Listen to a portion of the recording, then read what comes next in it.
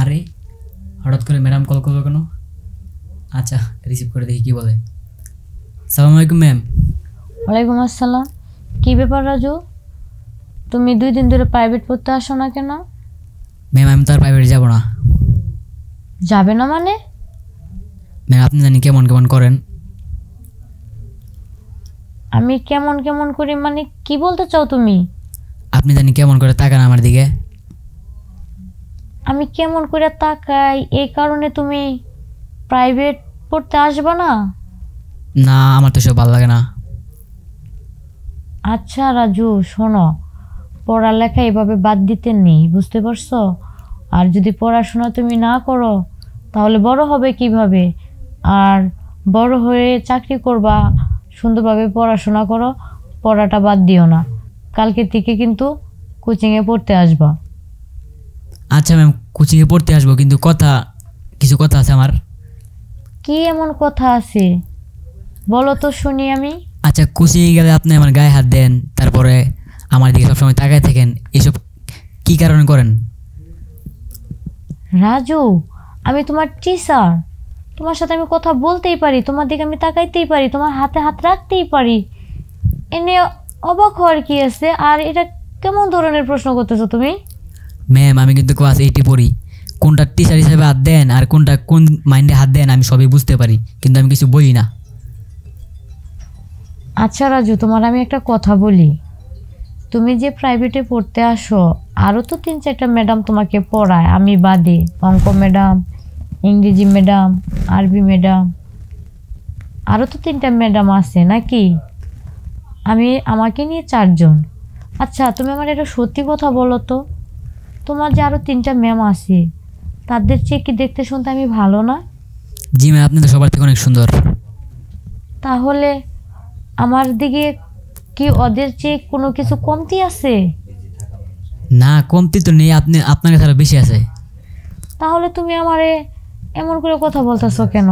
শোনো রাজু, আমি তোমার একটা কথা বলি, 2 দিন আগে আর পরে প্রেম কিন্তু তুমিও করবে, বিয়ে কিন্তু তুমিও করবা, করবা না? করবো তো। আর তুমি এই স্কুলে পড়ো, আমাদের কলেজে পড়ো, আমার বাসায় প্রাইভেট পড়তে আসো, সত্যি কথা বলতে তোমার আমার অনেক ভালো লাগে, বুঝছো?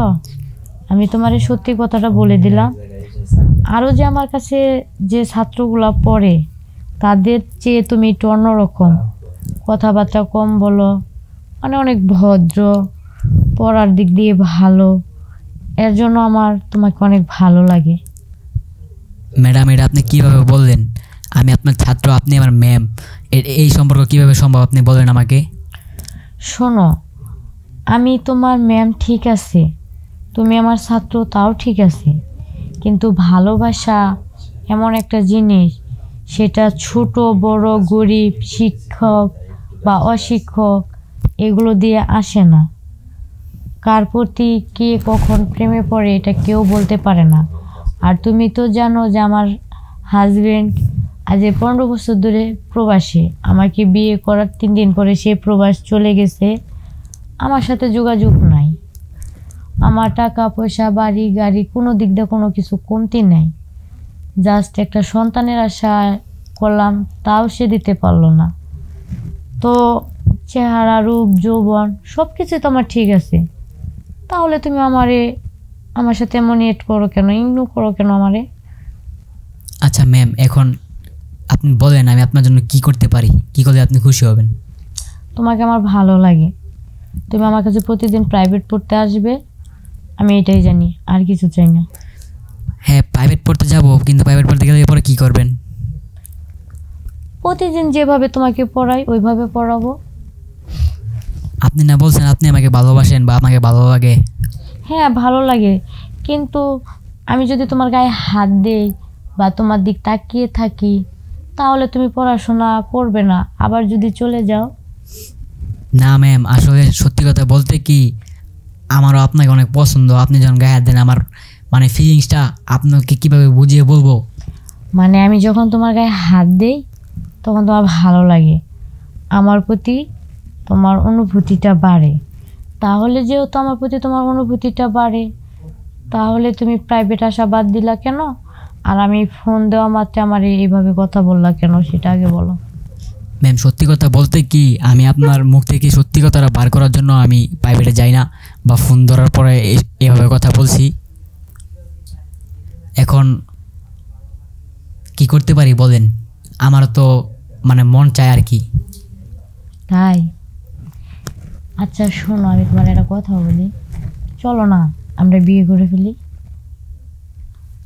ম্যাম এখন তো বিয়ে সম্ভব না, আগে কিছুদিন আমরা মানে এইভাবে সম্পর্ক করি, তারপর যদি মনে করেন আমাদের মনের সাথে শোনো, মন। আমি তোমার একটা কথা বলি, যেহেতু তোমারও ভালো লাগছে আমারও ভালো লাগে, তো তোমার ফ্যামিলি মানে একটু আর্থিক অবস্থা কম, অনেক কষ্ট করে তোমার বাবা মা তোমাকে পড়াশোনা করাইতেছে, ঠিক আছে?